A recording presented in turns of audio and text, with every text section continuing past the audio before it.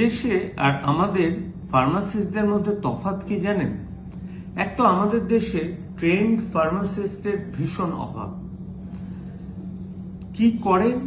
যে কোনো একটা বাইরের দেশের হসপিটালে আপনি ইনডোরে কোনো প্রেসক্রিপশন দিলেন, একটু বাদে আপনার ফোন আসবে।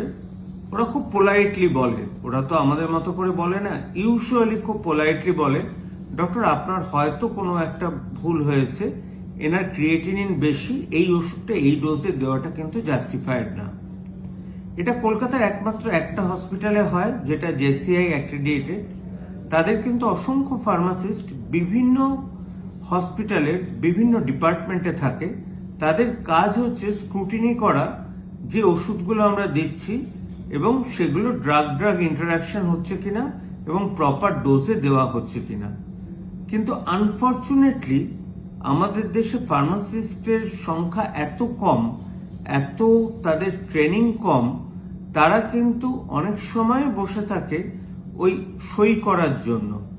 প্রকৃত অর্থে ফার্মাসিস্ট যদি ভালো করে ডেভেলপ করা যায়, অনেক মিথ্যা ওষুধ, মানে যেগুলো ইউজলেস ওষুধ, তার ব্যবহার কিন্তু কমে যাবে।